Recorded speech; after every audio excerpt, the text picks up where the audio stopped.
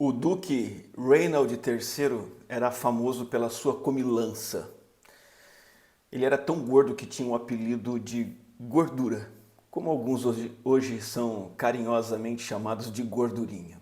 O Reinald III foi capturado numa rebelião que o seu próprio irmão Edward comandou. E o seu irmão o trancafiou num quarto no castelo de Newkirk.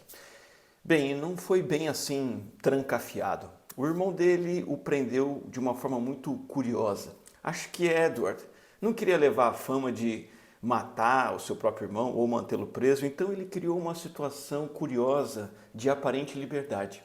O quarto lá do Reinald, Gordurinha, não tinha nenhuma porta trancada. Ele poderia sair a hora que quisesse do quarto e parece que essa é uma prisão muito fácil de se escapar, mas a porta do quarto era um pouco mais estreita que o normal e o Reinald III não conseguia passar por ela. Para sair do quarto, ele precisava emagrecer e diminuir o tamanho do próprio corpo. Bom, o Edward, irmão esperto, conhecia muito bem a compulsão alimentar do seu irmão, enviava todo dia uma porção de delícias e guloseimas e uma grande variedade de comidas para o quarto do seu prisioneiro. Reinald III, em vez de fazer uma dieta, jogar comida fora, dispensar comida ou comer só o necessário, se esforçando para sair do quarto, ele ficou preso mais de 10 anos, trancafiado não àquele quarto, mas ao seu próprio paladar. Ele foi libertado só depois que seu irmão foi deposto do trono. Eu queria convidar você a pensar comigo na gula, na glutonaria, o quarto dos 7 pecados capitais que a gente está estudando em Provérbios, tendo como base Provérbios 21, versos 15 e 17. Como que a gente define gula? Simplesmente como comer demais. Mas essa é uma definição muito rasa e superficial. Na sabedoria bíblica, que vai muito mais além, mais a fundo das realidades de quem somos, a gula é a incapacidade de adiar a satisfação do apetite ou do desejo. É quando a ânsia pela comida domina o indivíduo, domina também sua conta bancária, seu estado emocional e até seus relacionamentos. O texto de Provérbios, no verso 15, diz assim: praticar a justiça é uma alegria para o justo. Mas lá no verso 17, diz: quem ama os prazeres acabará na pobreza. Sabe, a glutonaria está dentro disso. É quando o amor pela sensação física e prazerosa domina a gente. É quando o prazer físico se torna o sentido da vida, o motivo central da felicidade. Gregório Magno dizia que a gula nos tenta de 5 modos, de 5 maneiras. Primeiro, a antecipar a hora devida de comer. Não é a hora de comer ainda, mas você está meio sem ter o que fazer e meio desanimado, você pensa, vou comer um pouquinho. Segundo, exigir alimentos caros. O guloso, ele é guloso às vezes não só por comer muito, mas por querer alimentos caros, essa é uma exigência. Terceiro, reivindicar requintes no preparo da comida. Não, a comida tem que ser preparada dessa forma, tem que ser nesse ponto, tem que ser com esse tempero, tem que ser gula. Quarto, comer mais do que o razoável. E aqui sim a gente entra na ideia mais popular de gula, né? Comer e repetir pela terceira vez e pela quarta vez e passar mal de tanto que comeu. E, por fim, desejar manjares com ímpeto e um desejo desmedido. É quando a ideia de comer uma feijoada, a ideia de comer um hambúrguer, de uma pizza, é irresistível. Então, a gula é esse desejo alimentar inoportuno, luxuoso, requintado e demasiado ardente.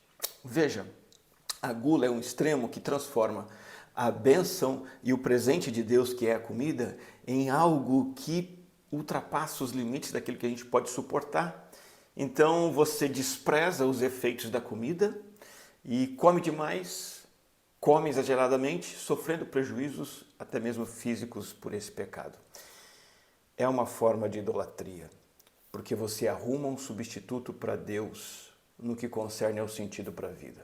O apóstolo Paulo cita em 1 Coríntios 15, 32 uma expressão popular dos seus dias: comamos e bebamos porque amanhã morreremos. Qual que é a ideia dessa frase aqui?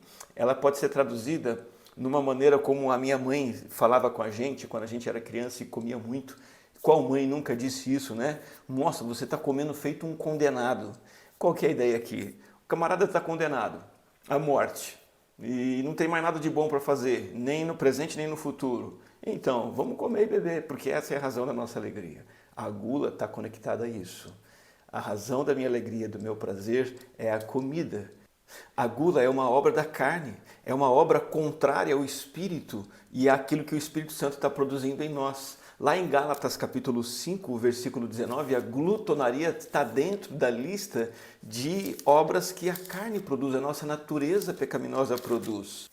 Ora, as obras da carne são manifestas: imoralidade sexual, impureza e libertinagem, idolatria e feitiçaria, ódio, discórdia, ciúmes, ira, egoísmo, dissensões, facções, inveja, embriaguez, orgias e coisas semelhantes. Veja que o apóstolo Paulo aqui fala sobre desejos desmedidos, entre eles embriaguez e coisas parecidas. Então, é uma obra que a natureza pecaminosa produz e que está batendo de frente com o que o Espírito Santo quer produzir. E aqui você inclui inúmeras outras coisas junto da glutonaria, outros prazeres além de comer e beber, drogas, experiências vibrantes, entretenimentos, passeios, roupas novas, o espetáculo de uma dança, um espetáculo musical, um espetáculo visual, um lazer, navegar nas redes sociais, experiências que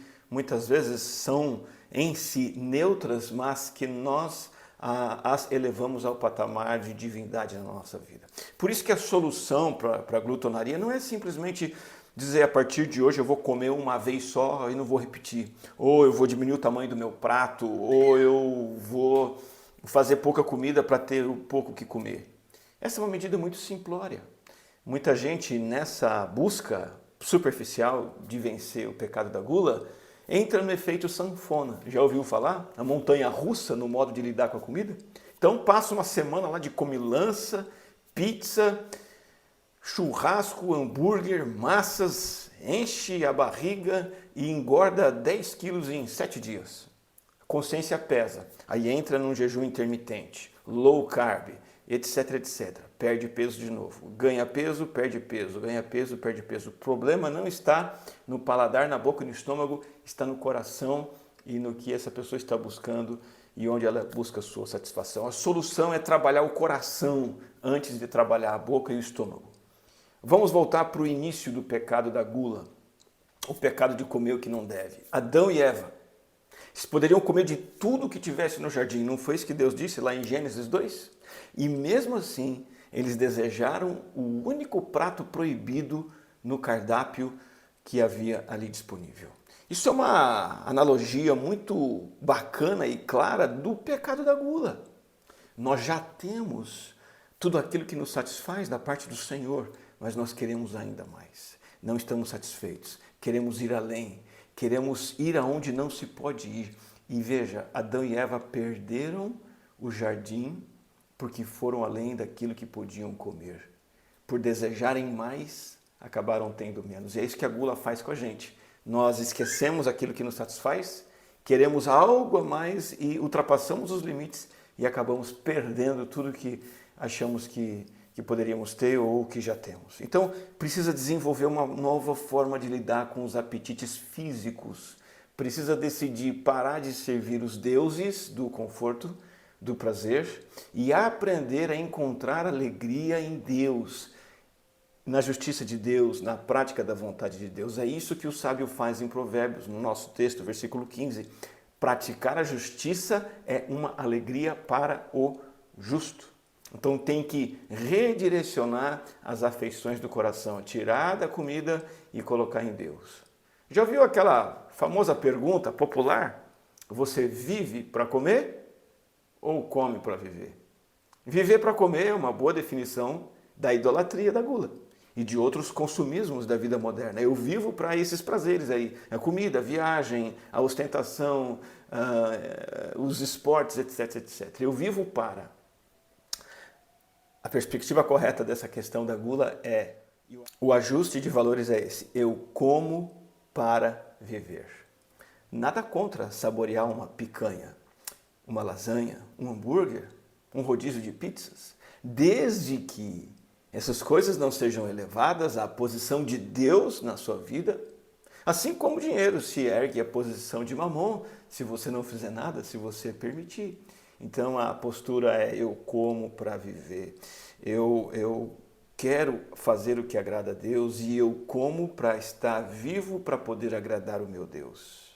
E muitas vezes agradar a Deus envolve renúncia e sacrifício, até mesmo dos prazeres da alimentação e outros centrados no ego. Por exemplo, se você quer honrar a Deus ajudando uma pessoa carente, você precisa abrir mão de um dinheiro que você poderia guardar ou investir num lazer. Renúncia, sacrifício.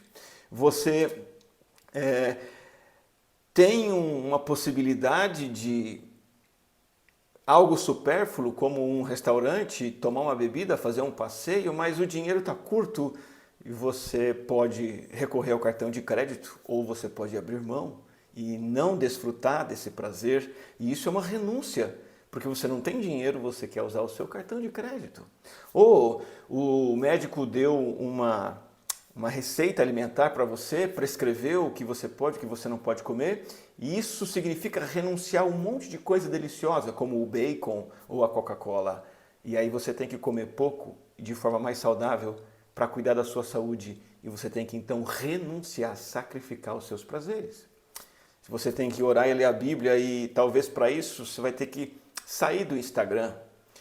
Você vai ter que renunciar a esse prazer fútil de ficar lá no Instagram, no TikTok, no Facebook, para poder ter mais tempo de oração e leitura da palavra. Então você perceba que a solução para a glutonaria nos remete ao problema da glutonaria, que é uma idolatria, uma desorientação das nossas afeições, não mais dirigidas a Deus, mas a prazeres terrenos. E a solução é trabalhar exatamente isso. E isso requer de nós a ação poderosa do Espírito Santo. Só força de vontade humana não resolve.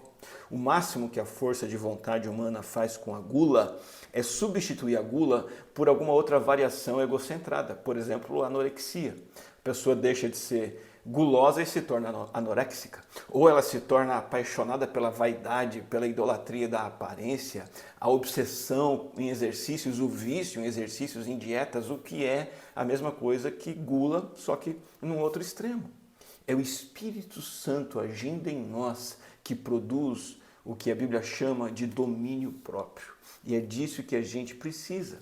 Quando você aprende a andar no Espírito, ou seja, quando você aprende a se submeter ao Espírito Santo o tempo todo, Gálatas 5 diz: vivam pelo Espírito, de modo nenhum satisfarão os desejos da carne. E viver pelo Espírito é ter o fruto do Espírito, e o fruto do Espírito é amor, alegria, paz, paciência, amabilidade, bondade, fidelidade, mansidão, e diz aqui, domínio próprio. E aí você então aprende a não mais satisfazer os desejos da carne, porque você está satisfazendo os desejos do seu Senhor. Considere sua vida, investigue. Qual é a sua alegria? É a alegria do sábio? Qual é a razão da sua existência? O que traz deleite para o teu coração e para a tua alma? Fazer a vontade do Senhor? Ou você já foi laçado pelas forças poderosas da mídia, com seus tentáculos, do marketing, da cultura, e você foi já aprisionado, capturado pelo que está sendo oferecido o tempo todo nas redes sociais, na internet? Há a possibilidade de você saciar os desejos por conforto e por prazer e fazer disso o sentido da sua vida. Qual é a sua alegria?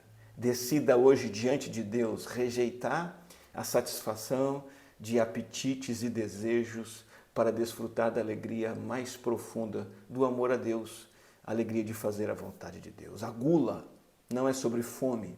Gula não é só desejo estomacal. A gula é uma inclinação do coração. O guloso não quer só comida.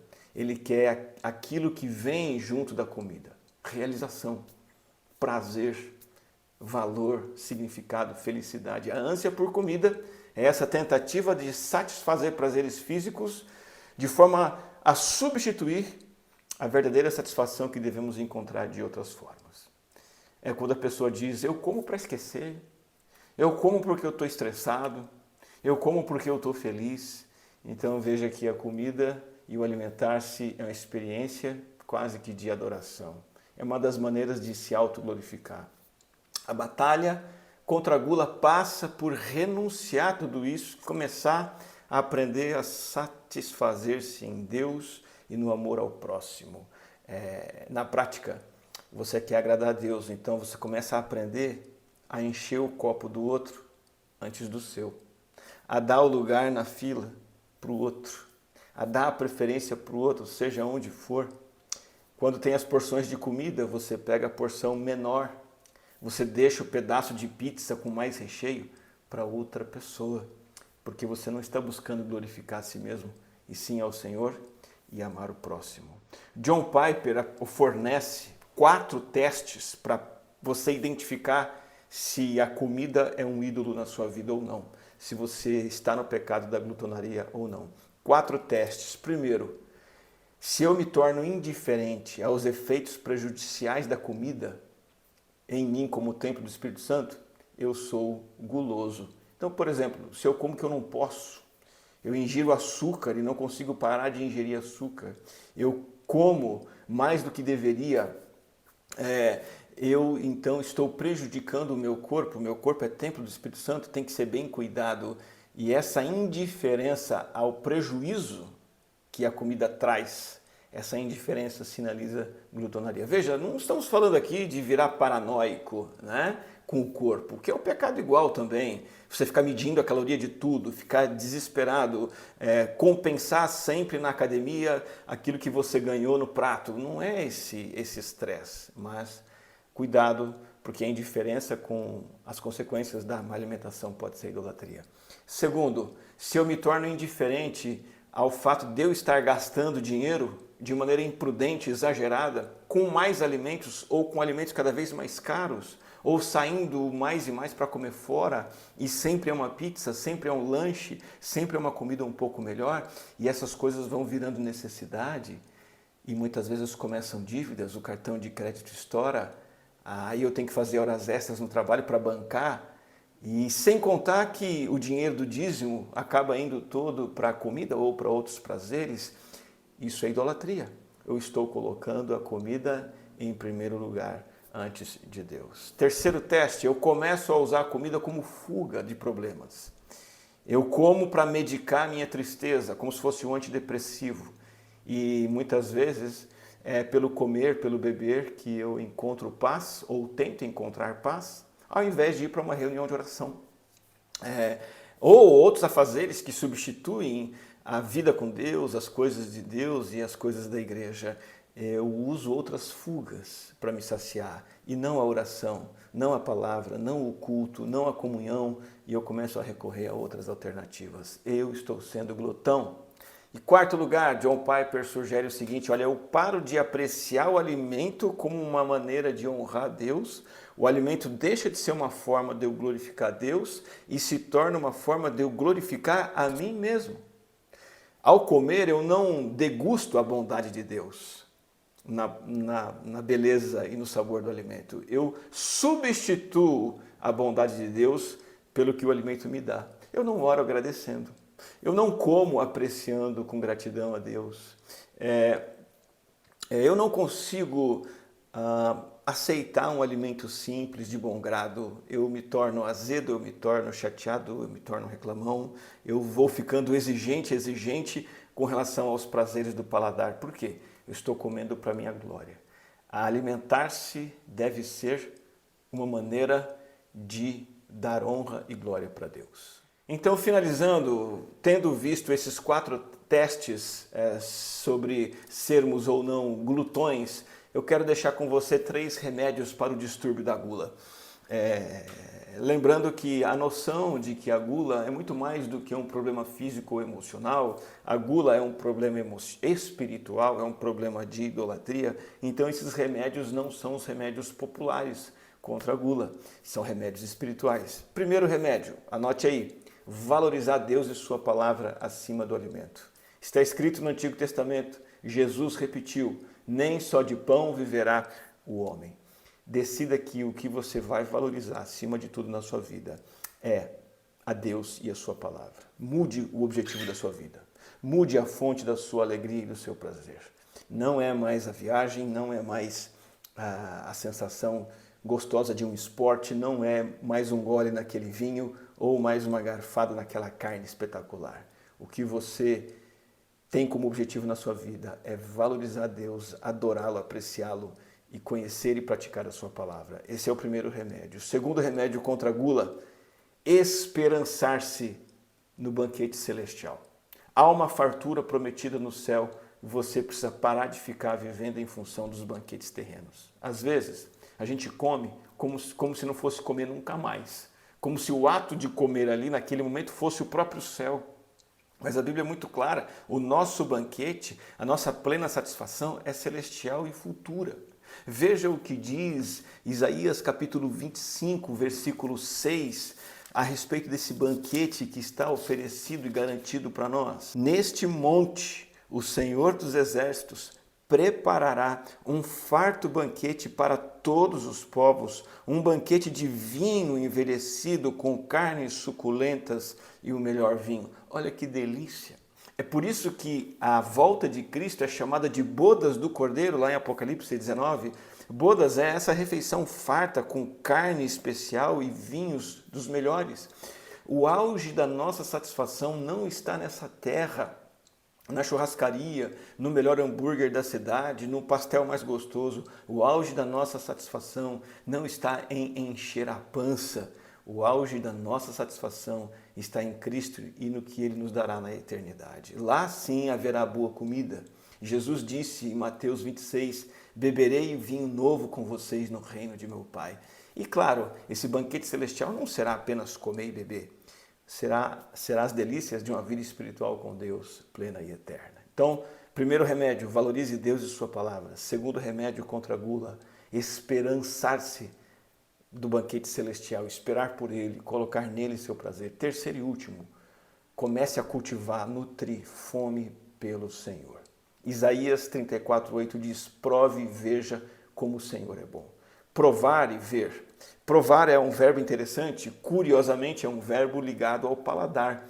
Como é que eu provo Deus pelo meu paladar? Na verdade, o Salmo 34:8 nos convida a ter fome pelo divino, a ter fome por Deus.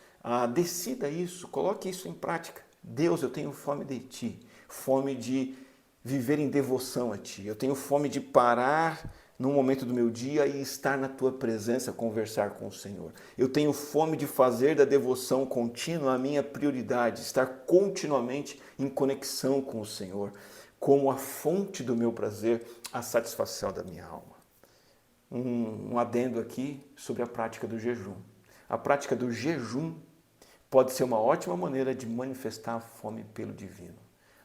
O jejum espiritual cristão, não o jejum intermitente, o jejum físico. O jejum espiritual é você se abster de alimento por algum tempo para você se dedicar à oração e aprender a se alimentar de Deus. E isso consiste numa maneira de deixar você menos dominado pelo estômago. Use esses 3 remédios e eu quero finalizar me lembrando do Duque Reinald III. Ele fazia da comida a razão de viver e isso o manteve preso por 10 anos. Hoje é dia de você se libertar desses prazeres terrenos e decidir desfrutar dos prazeres em Deus. Coma bem, mas coma como uma forma de obter energia para agradar a Deus e glorificar a Deus. Nunca se esqueça do convite do Salmo 34. Prove e veja que o Senhor é bom. Prove e veja que o Senhor é bom através da oração diária. Prove e veja que o Senhor é bom lendo a palavra, entendendo e colocando a palavra de Deus em prática.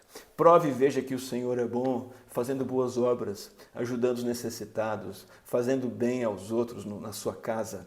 Prove e veja que o Senhor é bom ministrando na igreja, servindo e trabalhando junto ao povo de Deus. Prove e veja que o Senhor é bom amando o próximo. Prove e veja que o Senhor é bom confessando o seu pecado e abandonando o seu pecado. Saboreie Deus, saboreie a vida com Deus, para que você não precise encontrar prazer em comer, beber ou fazer qualquer outra coisa nessa vida. Quero orar com você e encerrar esse momento de reflexão. Vamos falar com o Senhor? Querido Deus, obrigado por ser a fonte que nos sacia, o pão e o alimento que nos satisfaz. Nosso coração carnal e pecaminoso se desvia e nós buscamos satisfação em tantos lugares e coisas, experiências, entre eles na comida e na bebida. Liberta-nos, ó Deus, dessa dependência do comer e beber e que possamos nos satisfazer, primeiramente e acima de tudo, no Senhor. Tu que és o nosso Salvador, nós te louvamos e honramos em nome do teu Filho amado Jesus. Amém. Que Deus te abençoe.